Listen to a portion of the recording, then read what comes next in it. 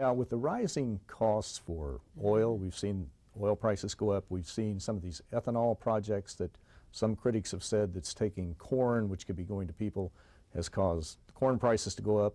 Many folks in Mexico are complaining about the tortillas, the price of tortillas going up.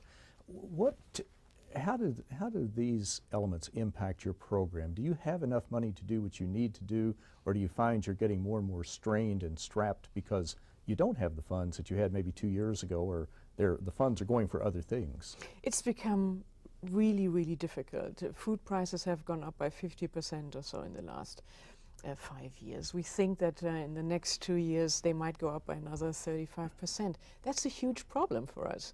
And everybody can realize that. If you go shopping, you see how bread and other prices have gone up. It's a huge problem for us.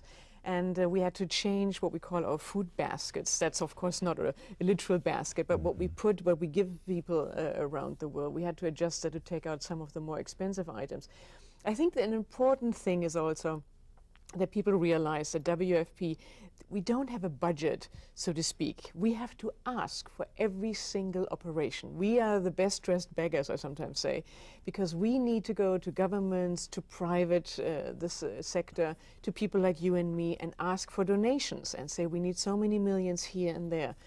And it's a really tough one. It's about 3 billion or so a year that we need. And the rising prices of fuel, of oil, of grains are a huge problem for us. And it also is so important because it comes at a time when we are facing a perfect storm. The number of people in the world is still growing. You know, we're going to soon will have, over the next decades, 9 billion people, no longer more than 6 billion, but 9 billion people. We have the problems with climate change. We are facing a perfect storm. In the past, we had a surplus. You know, in the US, it started out that the surplus foods were given to the poor in the world. That's no longer the case. That situation is totally over. There's not enough food. There's not enough food on the markets. And so that situation has really changed. And so therefore, we have to appeal much more to the public to do much more. We go to private companies and ask them for help. Because what we need in order to fight hunger in the long term is really a global alliance. Everybody has to do much more. Now, Bettina, who are some of the major contributors to the World Food Program, government-wise, and maybe in the private sector also? The #1 donor is the United States, and they give us what we call in-kind donations. They donate food to us, but they have to buy it, and we buy it on the American market. So, but that's what you call an in-kind contribution. Canada, the European Union are the very, very important donors. So mostly the money is coming from governments. And that's crucially important. But we're doing also more and more with the private sector. Here in the United States, for example, the Yum brand, you know, Kentucky Fried Chicken, Taco Bell, Pizza Hut, they did a wonderful campaign, are doing an ongoing campaign to raise awareness about hunger and raise funds from their customers. It was huge, a huge campaign. Because you know, customers around the world and all of these restaurants that they have around the world learned about hunger and donated, and therefore saved hundreds of thousands of lives of people in need. So that's crucially important. It's Unilever, it's Citibank, Citigroup, they do a lot, and TNT, for example.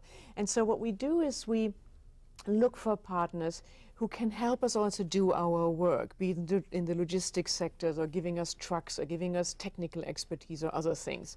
And then, but people like you and me, I mean, if you go to donate to Friends of WFP, you will make a difference. And, you know, your even small donation will make a huge difference in the life of a hungry child, a hungry woman, or a hungry man. Well, you're watching Global Connections Television today. And the main purpose of Global Connections Television is to focus attention upon some of the major international issues being confronted by the United Nations, and also to look at these issues and identify how they impact people in the United States and around the world. And my guest today is Bettina Luescher, and Bettina is the spokeswoman for the World Food Program. She's located in New York City. Prior to coming to the World Food Program, she worked for CNN in Atlanta and was an anchor person.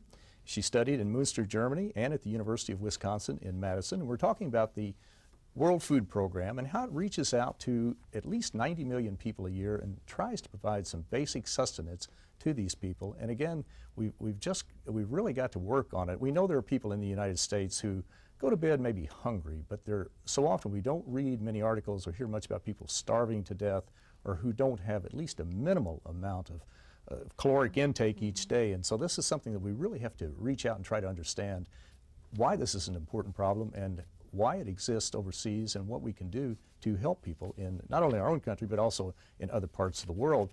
You mentioned Yum Food a minute ago, and I remember reading not too long ago an article about David Novak, I believe it was, who's the CEO of Yum. And of course Yum consists of basically Taco Bell, Kentucky Fried Chicken, and Pizza Hut. It's a large multinational operation, and they have really launched just a tremendous program. Could you tell us a little more about it, what the program's about, and how it maybe could serve as a model for other corporations and other businesses to get involved with the World Food Program or some other parts of the United Nations system?